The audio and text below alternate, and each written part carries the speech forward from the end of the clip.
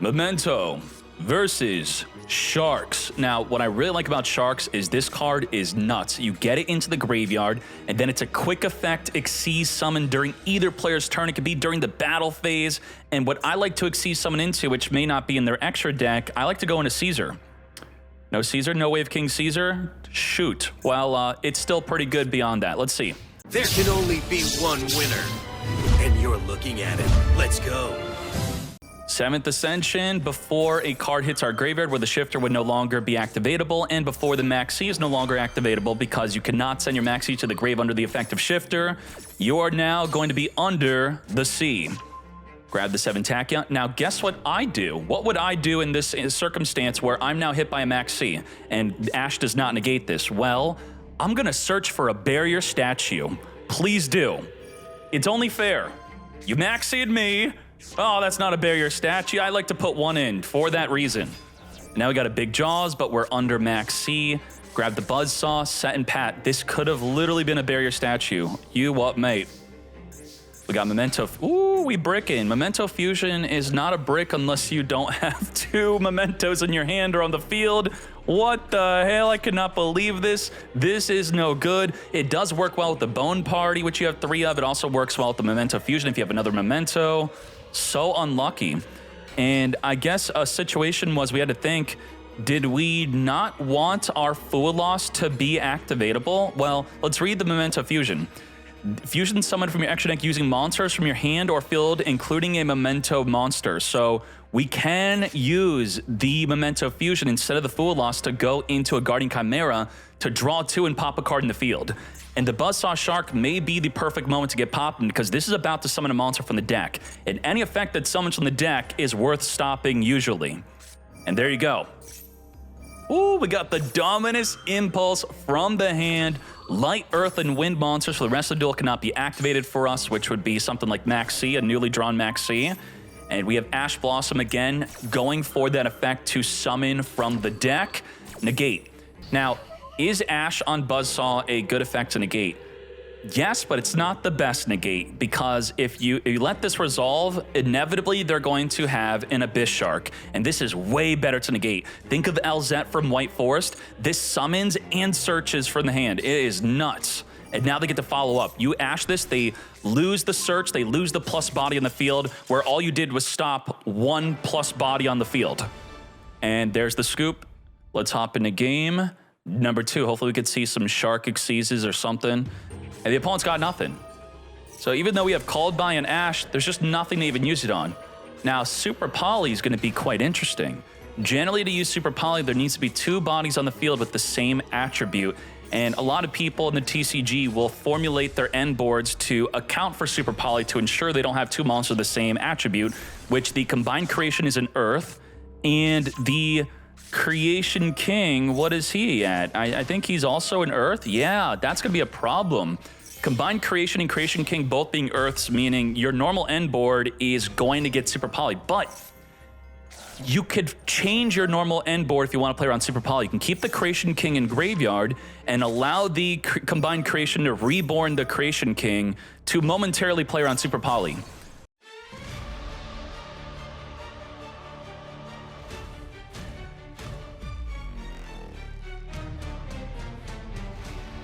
I think if you have impermanence against Memento, you can't use it. You have to save it for your turn 2. That's it. You just gotta wait. And then, so I guess here you would imperm the Combined Creation so it can't reborn in-grave Creation King, which is the play we were talking about to play on Super Poly. They have way too many cards to play through an imperm if you were to use it during their turn while they're setting up. Activating our Reincarnation, Unveiling Mail, which doesn't really do anything. We're going to banish away the Creation King so that the Combined Creation is nothing to reborn. Buzzsaw is going to attempt to summon from the deck, but by being banished, we are going to not be able to summon anything because we don't have a reference for the type of monster we want to summon for the deck. Triggering our Combined Creation, reborning the Horned. We're going to use the Fractured Dance, pop away a back row card, 2 back row cards. You what, mate? What allows it to pop more than 1? If you control Memento, destroy 1 card. If you control Combined Creation, destroy an additional card in the field. So the first destroy is a target, the second destroy is non-targeting. target destroy plus non-target destroy. And obviously, we are absolutely decimating the fishies right now. It's over. The Drake Shark is a card you do not want in your hand generally, because if it's added to the hand, only then does it trigger, and it can be added to the hand from the graveyard. So possibly you could just normal summon it, get in the grave, then add it back, then special summon it back in the field to trigger its effect to summon itself onto the field. Got Dagger for Hire, popping itself, plus a body on the field. Memento Fusion, only usable within the main phase. Let's fuse this up and finish up this duel. Now, what's crazy about Memento is 5,000 plus 3,000 is 8,000 damage. We all know that, but part of our normal plays is Acheron. When this card is summoned, you activate the effect that states level 9 or higher Memento is going to attack directly. Not one, but both. So if there's a full field of bodies, it just swings right over for perfect 8K. A really annoying way to lose the Memento. We'll top into game 3. Buzzsaw Shark is going to summon for the deck. We're going to hit them with that Fool Loss, which is a lot better than using Ash. Save the Ash for the Abyss Shark. Ash, negate the Fool Loss, but I got another. Let's get Fool Lossed. Counter the negate mate. What is good? I'm playing a Racing Strike build in Last Epoch. You just smash the ground, everything dies. That would have been the best use of Ash if we did not want to be drawing a card, but we don't draw off of them summoning from the hand. And we do for the Dweller, sure. So double summon from the hand here. We got the Kraken. Another draw here, nicely done. And how this is going to work is the Kraken is going to turn every monster on the field into a water. And then you can non-target pop a water monster on the field. Now, non-target disruption is really good against a deck like Memento, which can dodge targeting disruption. You target their monster, they could pop it with Bone Party or fuse it away, or then tribute it with the Goblin Breakout to get rid of that targeting disruption. So the Kraken will be able to play through that, and the Dweller's going to be nasty. You would think a balanced version of Dweller only stops monsters from activating in the graveyard, and it would probably work on both sides, right? Only your opponent, and it's all cards in the grave cannot activate. And a big activation in the graveyard is Memento Fusion. To search your deck for anything now cannot activate in grave. This card is banned in the TCG, banned in the OCG, and will likely, possibly, maybe be banned in the future. Macedol, I would say definitely, but Kickal's not banned, Sprite Elf's not banned, and I guess you add Dweller to the list of everything that's banned in the TCG and OCG, but not banned in Macedol.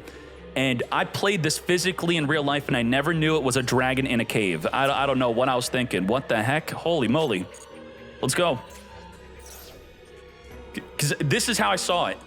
It just looked like a cave with just a bunch of like blue energy in it or something. I never knew it was a dragon.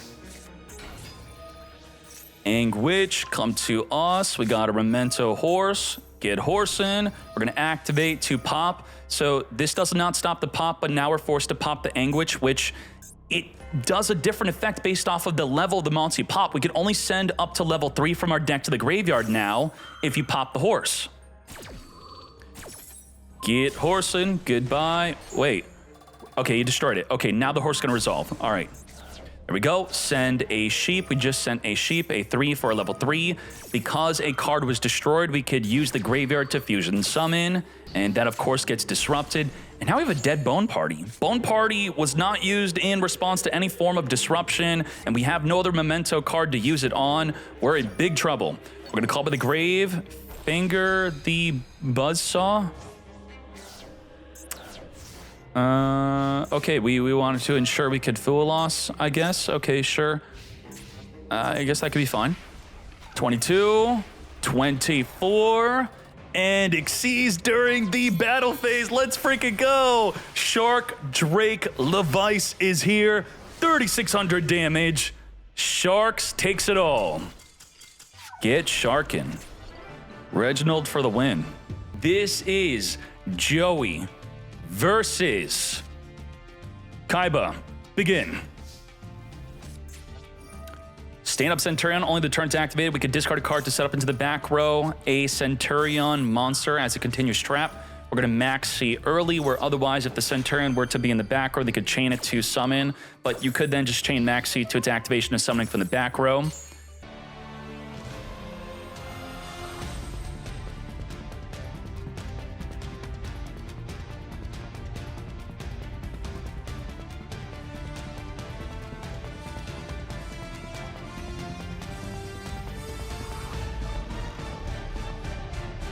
further link this up into a Borland Dragon. A lot of decks struggle on how to deal with this card because it cannot be targeted by monster effects, cannot be destroyed by battle, nor by card effects. So what do you do with it? You have to imperm it. If you don't draw the imperm, you scoop, right? That's pretty much how this is working. Now, besides that, what is going on here? This is a max Metalmorph Centurion Dragonlink deck. We have negate anything with Boar Load, a nearly unstoppable Borland, but it also has a monster negate, and we have a max Metalmorph which could turn into another negate. Are you ready? Let's go. Lullaby of Obedience. That'll be interesting to see it be used. We have Sage searching for a Veiler. Bestial Magna. It's something we are sure of that they play in their deck. The opponent then has to choose to add it to our hand or summon it onto our field. So Virus said, summon it on the field. That's fine. We're going to activate the Magna Hut, go into a Spirit with Eyes of Blue, searching for the Mausoleum here. Borland's negating. Not only negating the effect of search for the Mausoleum, but also negating the effect of turning itself into a Blue Eyes White Dragon if you have a Blue Eyes in the hand or engrave. We're going to further link this up into a Little Knight.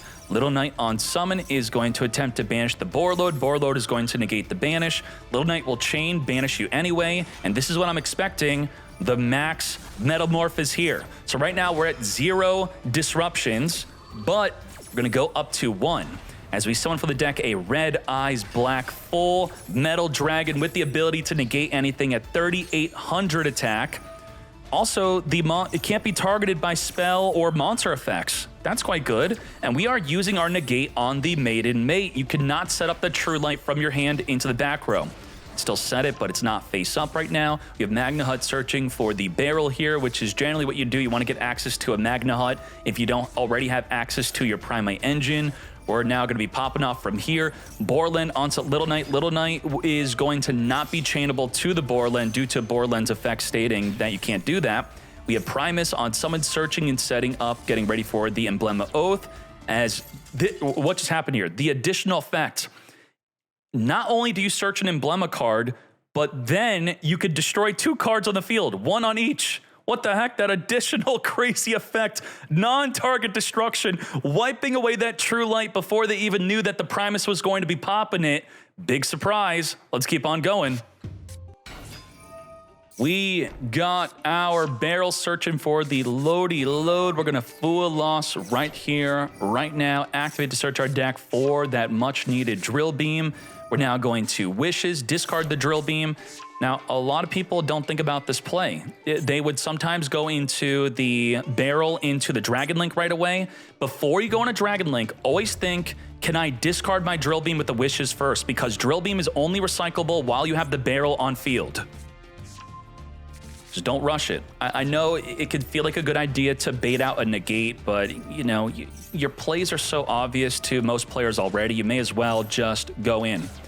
Now, we are going to send a Blue Eyes White Dragon from the deck to the grave, plus getting the barrel in grave.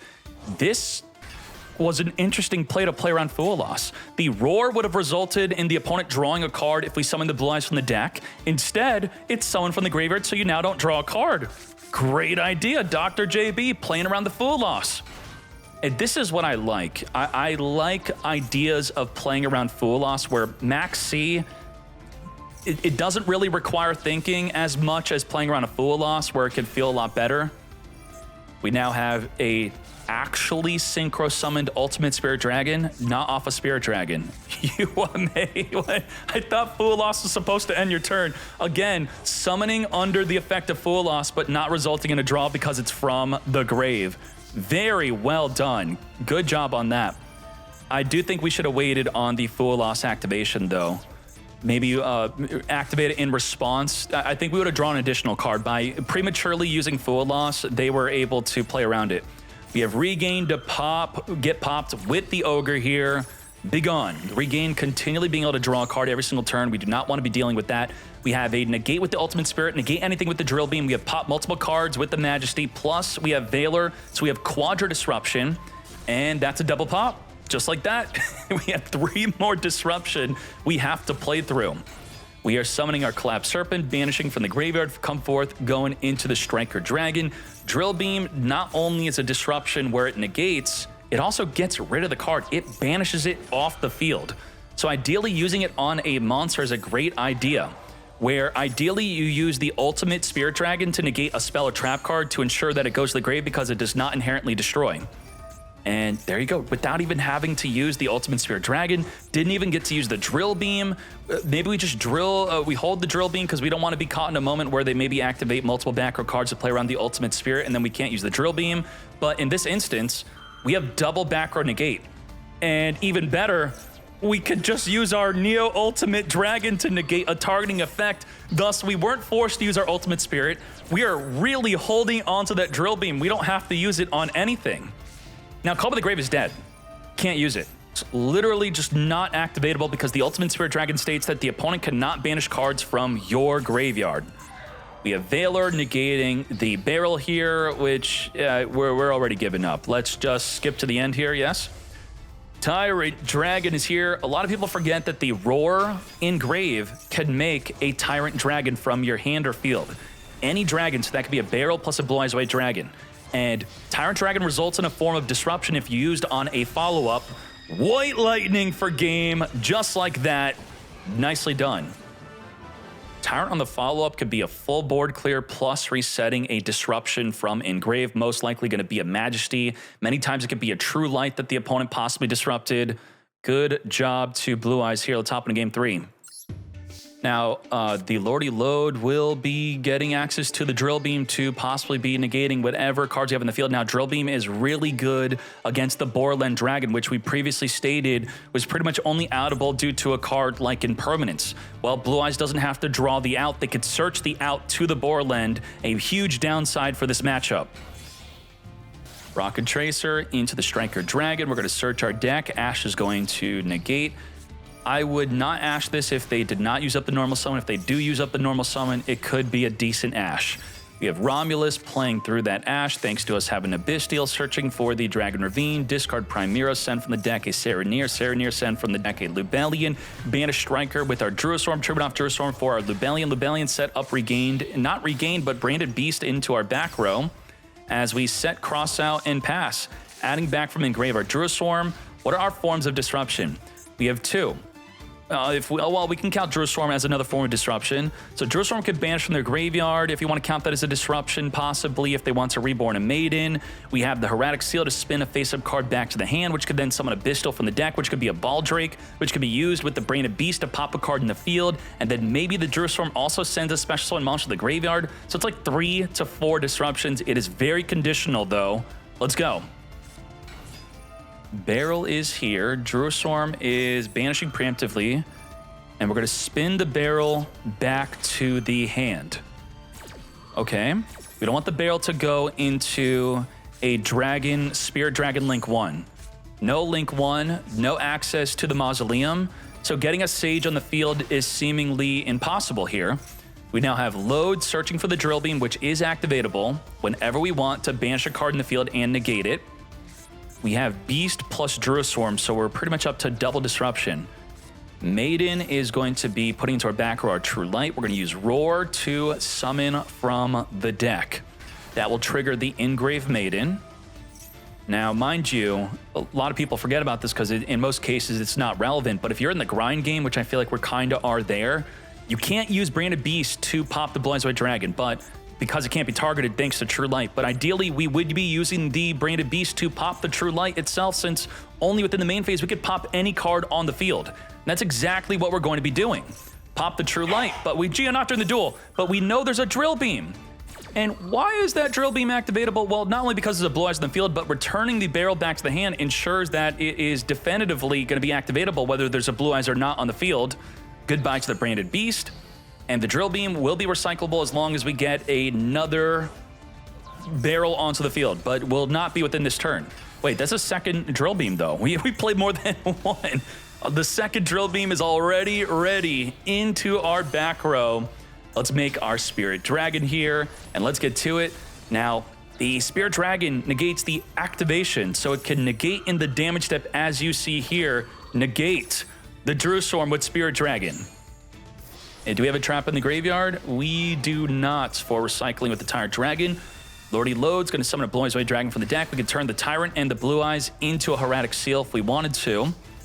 We're We're going to be passing on that, though. We have a drill beam.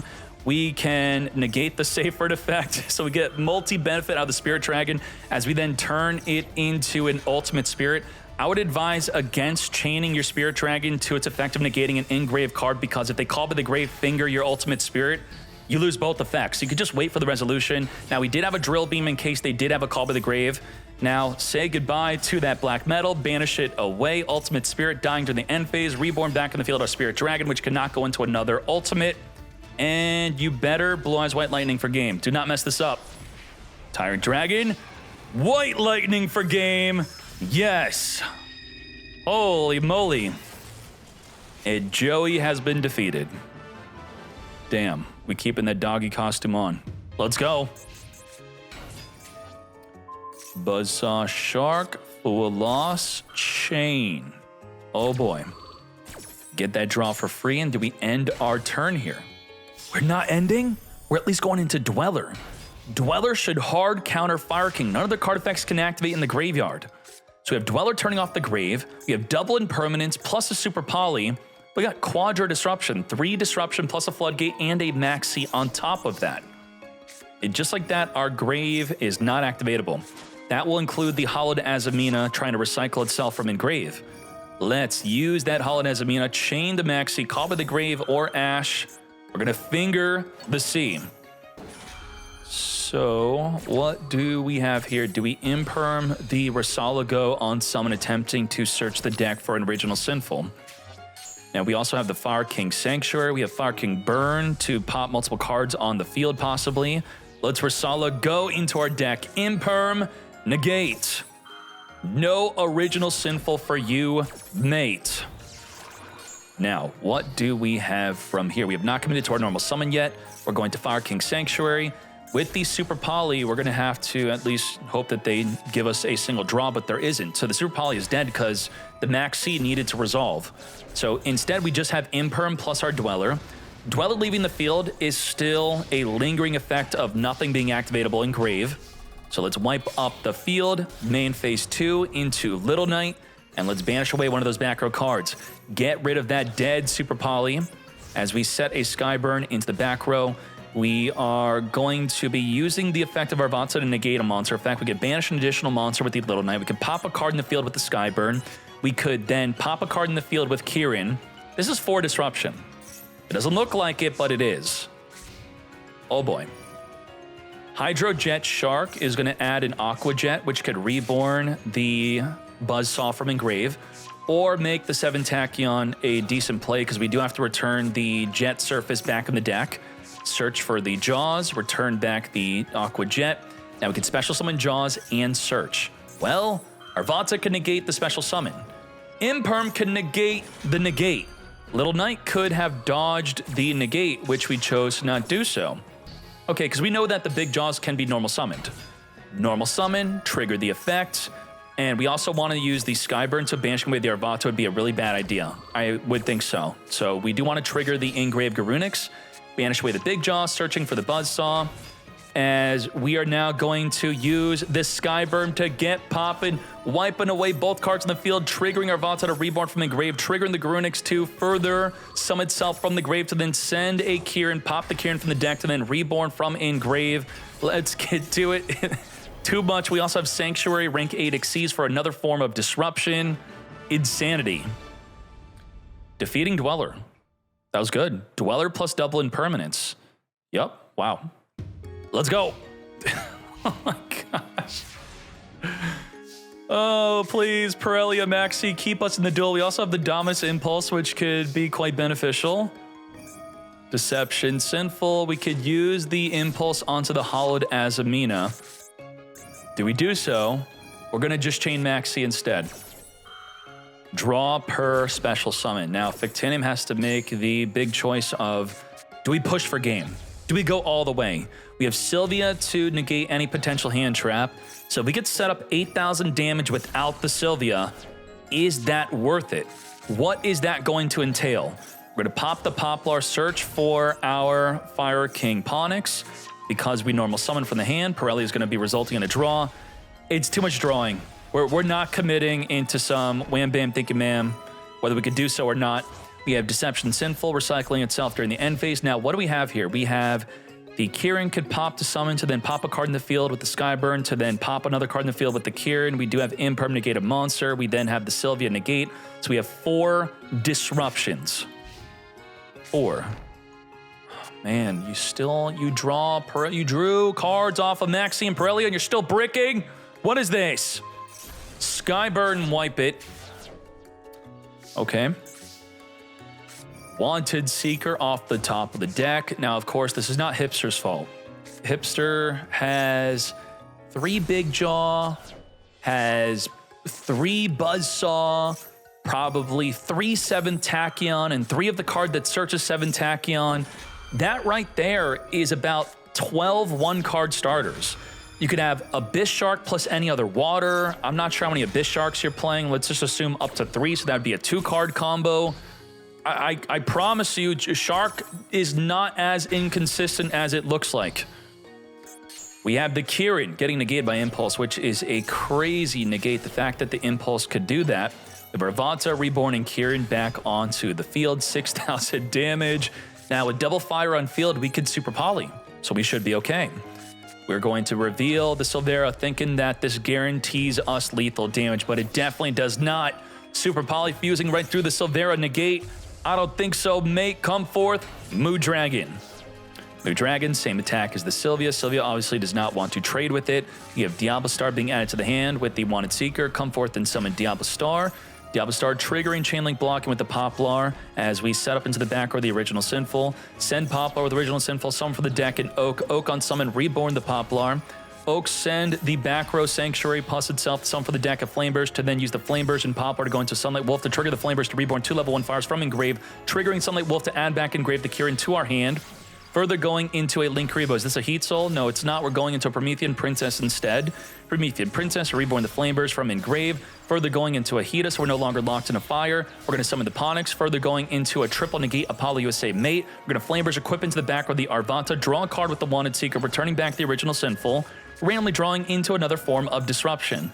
This is what I really don't like about hand traps, is when you get to use them against your opponent without an open field. Everything's got to be like the Mulch Armies. We got to redo hand traps, Konami. Come on.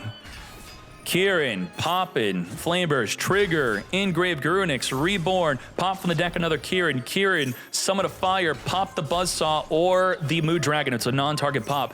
We're going to use the Buzzsaw to attempt to summon from the deck. The Imperm will negate, the Arvata will negate, the Sylvia will negate, the other Imperm will negate, the Apollo will negate. We have negate onto that Buzzsaw Mate.